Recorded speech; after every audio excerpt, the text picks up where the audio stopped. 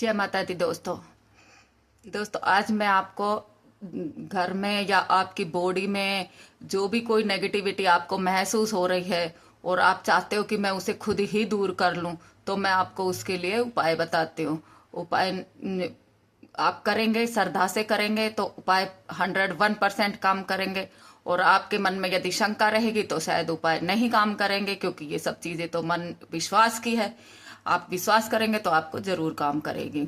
तो देखिए, सबसे पहला उपाय है कि यदि आपको अपने घर में कोई नेगेटिविटी महसूस हो रही है तो आप मंगलवार की रात को 9 बजे बाद एक सूखा नारियल लीजिए, जटा वाला, उसके साथ एक नींबू लगाइए और अपने घर में 7 बार घुमाइए और उसे किसी सुनसान जगह पेड़ के नीचे रख के आ जाइए।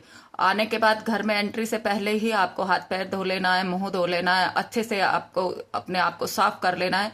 कहीं ऐसा ना हो कि कोई आप एक नेगेटिविटी छोड़ गए और 4 लगा के ले आए। ये जिम्मेदारी आपकी अपनी होगी, इसलिए मैं पहले कह रही हूँ कि आप अपने हाथ पैर धो लीजिएगा, मुंह धो लीजिएगा, अच्छे से अपने आप को साफ करके अंदर आइएगा। और ये सब घर के बाहर ही करना है।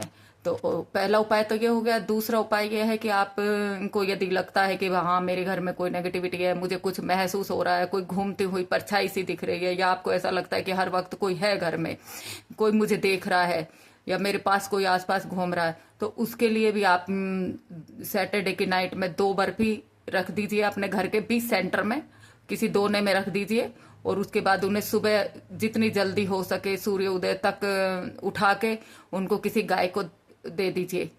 तो इससे भी आपके घर की नेगेटिविटी निकल जाती है, काफी हद तक निकल जाती है। ये तो बाकी तो जहां जाएंगे जैसे लोग उपाय बताते रहते हैं, वो ये करो वो करो, सबकी अपनी अपनी सोच है। और दूसरा उपाय ये हो गया। तीसरा उपाय ये है कि यदि आपको लगता है कि हाँ, मुझे कुछ ज्यादा महसूस हो रहा है, तो आप काली राई लीजिए, पीली राई लीजिए, उसमें ना नीम के पत्ते मिलाइए, 3 साबुत काली मिर्च मिलाइए और थोड़ा सा पिसा हुआ लोवाण मिलाइए।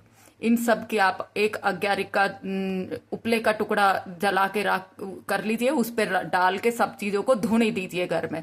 ये भी आपको ना, ये तो आप लगातार भी दे सकते हैं, और चाहो तो मंगलवार, शुक्रवार, शनिवार, रविवार ऐसे भी दे सकते हैं। वैसे होता तो ये है कि ये हमेशा ही दी जाए, मतलब रोज ही दी जाए, 11 दिन, 21 दिन, तो इससे भी नेगेटिविटी दूर हो जाती है।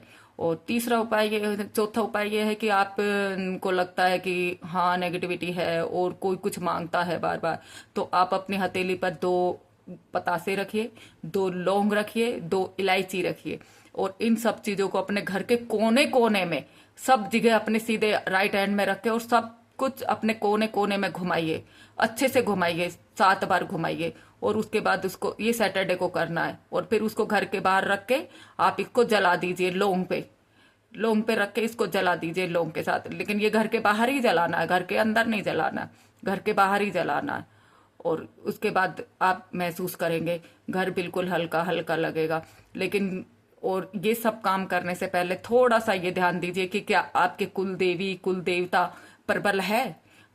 और देखिए, यदि नहीं है, वो कुल देवी देवताओं की साधनाओं के लिए कभी भी गुरु की जरूरत नहीं पड़ती है। यदि आप अपनी कुल देवी को प्रबल करेंगे ना, तो आपकी ये समस्या वैसे ही हल हो जाएगी।